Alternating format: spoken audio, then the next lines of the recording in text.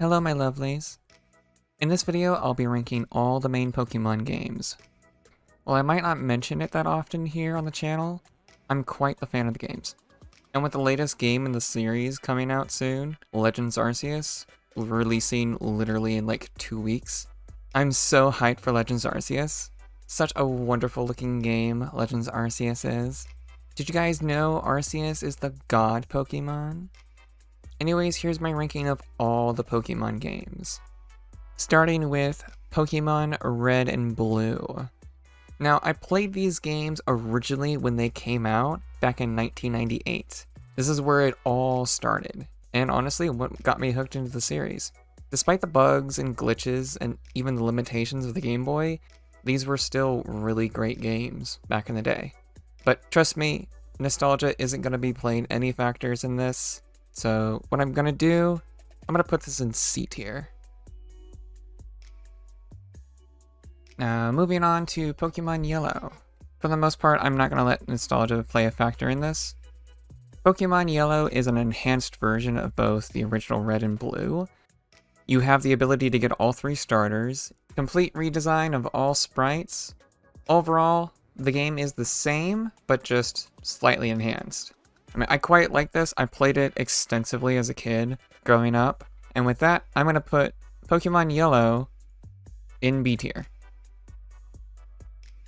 Now, on to Silver and Gold. Despite how memorable Gen 1 is to a lot of people, I feel like a lot of fans back then feel that Silver and Gold greatly enhanced what was already there. I mean, it introduced so many things into the series. Full color, day and night cycle, they added both gender and breeding, introduction of the berries, your Pokemon have the ability to hold items, new Pokemon, and the ability to trade from the previous titles. Not to mention, the biggest feature is probably being able to revisit Kanto. The entire region. I liked Silver and Gold way more than Gen 1. Overall, good games, so I'm going to put this in B tier. Now, moving on to Crystal. Sadly, this was a game I haven't played until like 5 years ago. It had everything that the previous games had. It was actually the first in the series where you could select your trainer's gender. And the biggest addition I'd say is quite possibly the Battle Tower. The first for the series. I mean, honestly, I wish I had played this back in the day, but sadly this is when I accidentally broke my Game Boy Color. I had to save up my money to buy the new Game Boy Advance that was coming out. But having played through it, I am going to say I'm definitely going to be putting this in the A tier. Now, we are entering into Gen 3, Pokemon Ruby and Sapphire. Possibly one of my favorite games in the series, and still games that I come back to this day to play. The first games to introduce double battles, which is my favorite style of playing. It enhanced the berries, and it introduced Pokeblocks, which was nice. Secret bases were also a cool addition. It was something that you could do almost anywhere in the open world. Weather was also introduced. It was a nice upgrade to the graphics, thanks to the Game Boy Advance's hardware.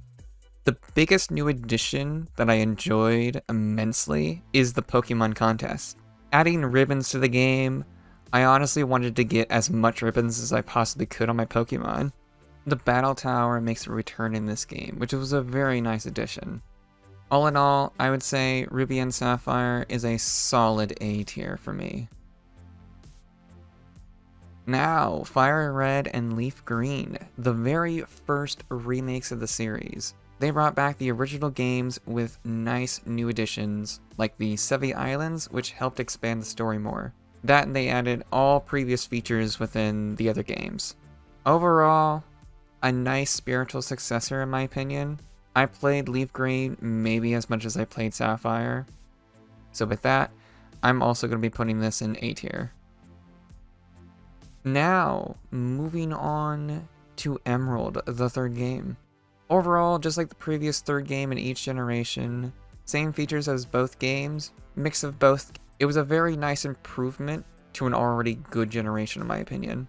I feel the biggest improvement is the new addition to the Battle Frontier. It has the Battle Tower and more. Overall, a very nice addition after beating the game. I feel like this is the first one that should be in S tier. Now we're moving on to the DS era, starting with Diamond and Pearl. For the most part, improved graphics, Wi-Fi battling and trading, touchscreen, all previous features, and the return of Pokemon contests. These were good games to play through, while many not liking the games due to the slow text speed, which even I'll admit was a huge bummer. It slowed down the pace of the games overall. I'm a part of the group that didn't like the large amount of legendaries added to these games. Post-game, I barely remember, to be honest, because it was just catching a dozen handful of legendaries, and then going to the battle park. To be honest though, I probably played more in the underground while getting through the story. Sadly, I don't remember playing this too much back then, because I was far more busy battling against people online. This generation is when I first got into VGC competitively. So with that, I'll put it in B tier. I like these games, but some minor gripes with the flow and speed, plus the lack of post-content, prevents me from putting this in A. Now, Platinum. Oh god. Okay, just give me a second. Enough said, really. Overall, vast improvements expanded upon the story, threw us into the freaking distortion world with Giratina. Oh my god. And the Battle Frontier, just vast improvements overall over Diamond and Pearl. So this is exactly where I started loving the games again.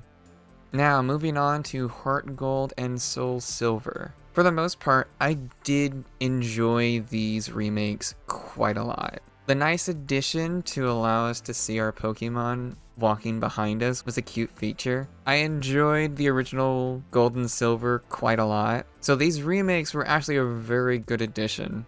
I liked the nice enhancements given to us in Gen 4. Overall, I did like these games extensively. I played them a lot back then. The nice little mini games was a cool feature and nice addition to the games as well. Post-content, there was quite a bit to do. So with that, I'm also going to be putting this in S tier. Now, Black and White. I would say overall, nice improvements. They added 3D space in certain areas, which is a nice touch to the typical 2D top-down sprites that we've been used to. These games were great additions to the series, but for whatever reason, most of the game is kind of a blur to me. I honestly remember speeding through it and playing mostly the post-game content of the battle subways. Sadly, I didn't really care much for the triple battles, but solid game. I'll be putting this in B tier. Black 2 and White 2. It was the first of the series to have sequels instead of a single game. Like the two previous games, overall, the story was greatly enhanced, and I did enjoy it more than the prequels. I do, however, remember Joint Avenue. Dear God, when I was introduced to this early on in the game, I tried leveling things up quickly. I quite honestly spent just as much time in the Joint Avenue than I did in the post-content. Very solid game. I'll have to put this in one A tier. On to X and Y. First titles on the 3DS. First real 3D Pokemon games. Also, the first to allow us to customize our trainers with outfits, which a very, very cool feature. Honestly, great games overall. I enjoyed it with much more focus on the story. Post-content was alright. I honestly played a crap ton at the Battle Institute. Mega Evolutions were a nice introduction. They gave some love to some previous Pokemon in the series that didn't really have an evolution or anything. Overall, I did enjoy these games, so I'm going to be putting these in the B tier. Omega Ruby, Alpha Sapphire. Okay, so real quick, I do love these remakes, but part of me doesn't feel as excited as I think I should be in compared to my excitement over the originals. Don't get me wrong, I still heavily played these when they came out. It's just hilarious. You either hate this game or you like it. Or you're like some people and knock 2 points off because of the amount of water. Overall, I did enjoy these games quite a lot. Tons of post-content to do, so overall, I'm going to be putting these at the top of B tier. Okay, dokie then. Moving on to Gen 7, or as I like to call it, the black sheep of the series. So, both Sun and Moon and Ultra Sun and Ultra Moon are gonna get roughly the same opinion from me. The level of hand-holding in these games is what nearly made me want to quit the series altogether. While I understand most think Pokemon is a children's game, which at the end of the day they are, I believe many can agree the level of easy mode presented in Gen 7 was cranked up to 12. The story was alright, your rival was just a joke, to be honest. I'll give Game Freak props for trying something new with the battle trials. However, like most, gyms should have been there. Like the old saying goes, if it's not broke, don't fix it. With that said, I'm putting Sun and Moon in E tier, and I'm putting Ultra Sun and Ultra Moon in D tier. Let's go Pikachu, and let's go Eevee. The first additions to the Switch. Sadly, around this time, I was both working and doing school, and honestly, I didn't have a whole lot of free time to play these games. They were remakes of the original Yellow game. I can't judge this too harshly because I've never played it. It has the catching gimmick from Pokemon Go. I heard by many if you can get used to that gimmick, it is a good game overall. It would definitely give a nice nostalgic feel to it, since I did enjoy Pokemon Yellow quite a lot. I might pick this up eventually to experience it at some point, so for now, I think I'm going to be putting this in C tier. Good game. Now on to Pokemon Sword and Shield. These are the first games on the Switch that I played. Overall, these were good games.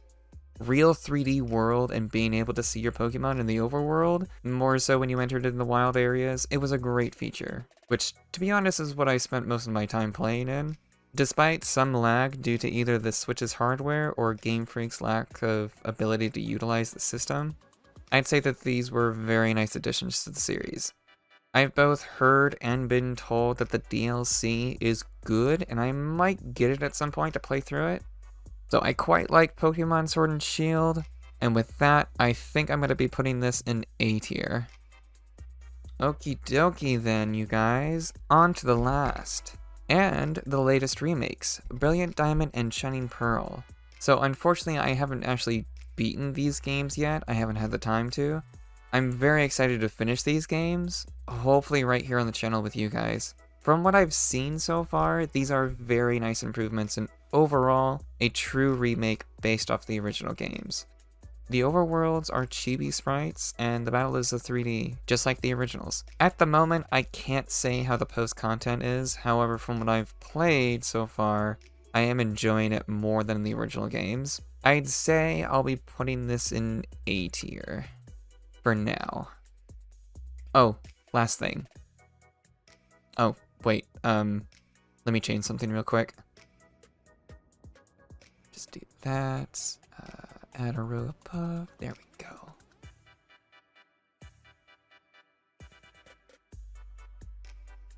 Okay, and there we go. Alright, nice, good. Okay, last but not least, the upcoming game Legends Arceus. While I've tried not to look too much into this game, avoiding spoilers, but from what I have seen, I'm very much hyped for this game, which I'm going to be making a new tier and calling it Hype. And there we go.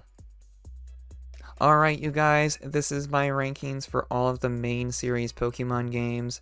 I hope you enjoyed. This template should be on the website, so you can do it as well. It is called Pokemon Main Series Tier List. So, with that out of the way, give it a go, or feel free to post in the comment down below your own rankings. Thank you guys so much for watching. I'll see you in the next video. Hey guys, why not subscribe and become a lovely? It's free, and it seriously helps out the channel.